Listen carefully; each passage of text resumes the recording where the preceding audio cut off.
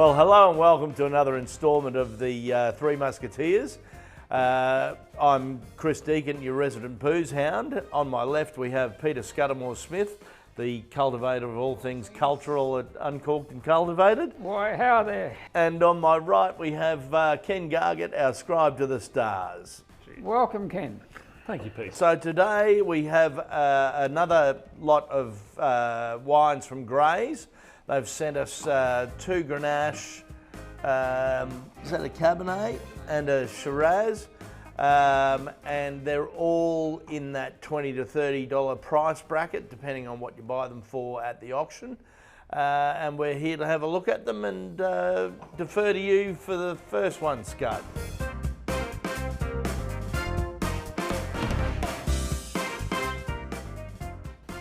A perfume Grenache. It's really a variety which is on song with red wine drinkers at the moment. The maker of this wine, Alex Head, suggests you chill it, and I agree.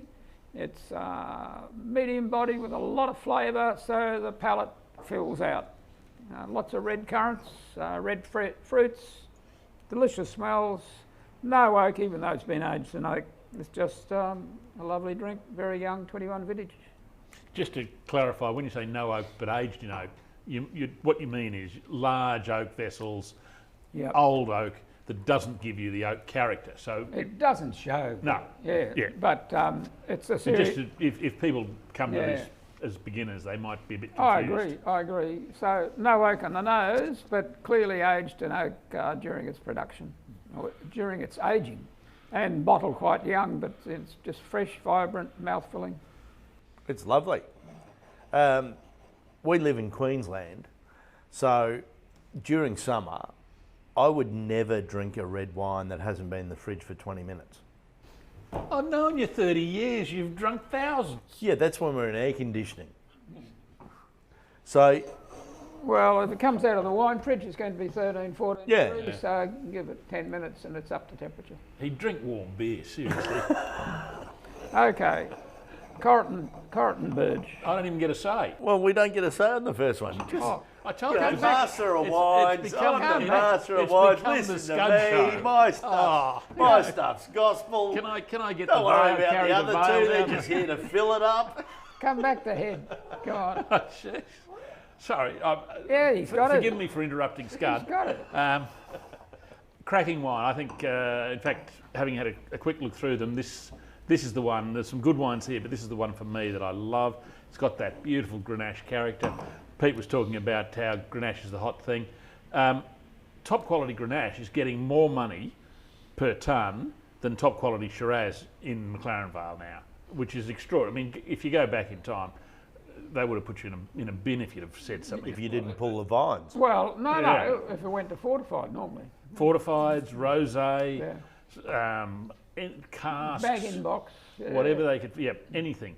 But seriously, good Grenache now is fantastic. The thing I like about this is it's really light on its feet. It's got beautiful red fruits, and it's got a wonderful little sandy tannin sort of backbone.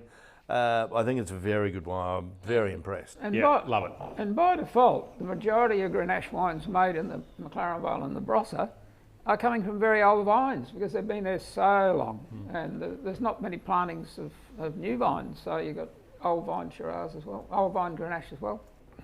It's from the couldn't be bothered vines. Yeah. We won't pull them because we couldn't be bothered. No, don't pull them out.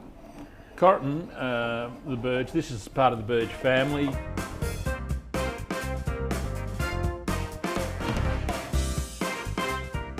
Grant, of course, is well known to anyone who's ever picked up a glass of wine in Australia, I'm sure.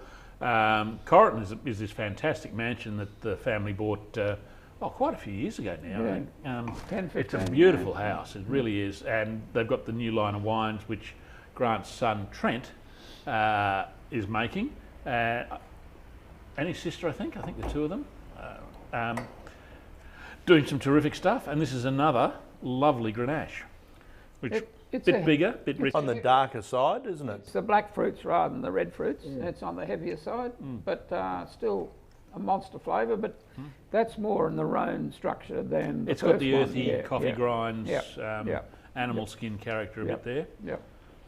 Lovely wine. It's a year older, therefore that's why you see that coffee character and that sort of earthiness. Just a lovely wine, delicious. And it's a bit of power, it's 15 alcohol, so look out when you drink it. I think wine drinkers, a wine drinkers of one where cricket may have lost. I gather Trent was an exceptional cricketer, Yeah. but he chose winemaking. Yeah. God bless him. Indeed. Good on him. Yeah. There we go.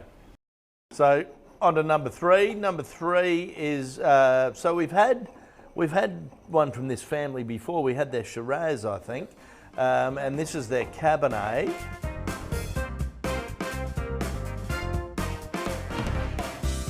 And it's Commissioner's Block. Commissioner's Block. It's 13.5% alcohol. I love the professional way that you've got all this. Yeah, well, it's far enough away that I can actually focus on it. 2020 is the vintage. 2020 is the vintage. It's a lovely Cabernet, a little bit of mint. It's got some Coonawarra sort of characters to it. Well, I just think Cabernet, you think blackcurrant, you think tobacco leaf, you think herbs, and that's, really in sync. It's underdone with oak, even though the back label says it's had American and French oak in it. It's delightfully, it's well sculptured, drying on the palate, good mid-weight, full body for Cabernet. Just a really good value drink. It's got that black fruit character, tobacco leaf. I feel like going home and having a cigar. Please Richness, absolutely. But one thing, we've had this on the table now for a little while. If you get a chance, try decanting it because it's changing in the glass quite considerably. When I first looked at it, I thought, yeah, absolutely. But now it's opening up, it's showing a lot more. If you can give it a bit of time in a decanter, you're not going to be sorry. That sounds like a pain in the... No, but if you like really dry styles, this is quite drying, and that's what Cabernet does. It was very simple and a little bit inky to start, but now it's showing a little bit of breeding. Yeah, And, absolutely. it's looking a bit older than the vintage. It's quite advanced, so it's Which vintage are we? juicy, 2020. Yeah, but pretty- the 20's pretty a juicy. burly sort of year that Yeah. I reckon gives that impression. Yeah. And then you come into 21 and 22 are both beautiful vintages. Brilliant. So Greater colour. 20 sort of suffers from that. Yeah. If you like big, burly, concentrated, muscular wines, There's one. Number 4 is one of the McGuigan shortlist wines.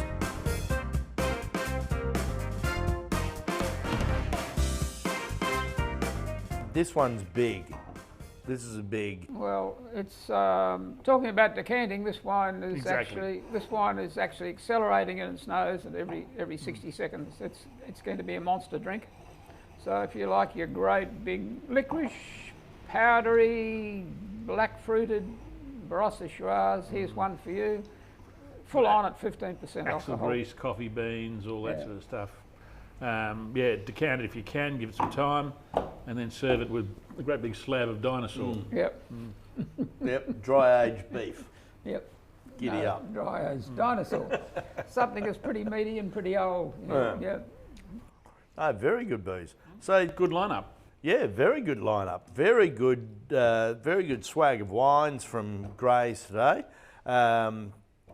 Probably, if they're all about the same money, maybe the Head for me is a little bit lighter on its feet and a little bit. No question. Yeah, for me. That's the wine I love. For me, it's probably. But all three, But they're great but wines. that They are one's really good wines, and bit exciting. they'll appeal to a whole swag of different palates. That's quite light on its feet. That's a bit of a busted up, heavy one, but still very elegant in the same. sorry, a busted up, elegant wine. Yeah, well, it's like Muhammad Ali wearing frilly knickers. And the Cabernet, very good. The structure's great. Love the little bit of mintiness to it. And the last one's a big one that you should decant before you eat it with dinosaur. It's a bruiser. Yeah. You can find them all online at Grays, and the links will be down below, so you can go and purchase. And if you're buying any of them under $30, they're pretty bloody good value. So it's another instalment, and it's good night from me. Good night from me. Cheers. Three Musketeers is brought to you by Grays Online. If you like the wines the boys tried today, click the link below. Cast and crew ensured that no wine was wasted in the making of this episode. This has been a Three Musketeers production. It's only a little bit, but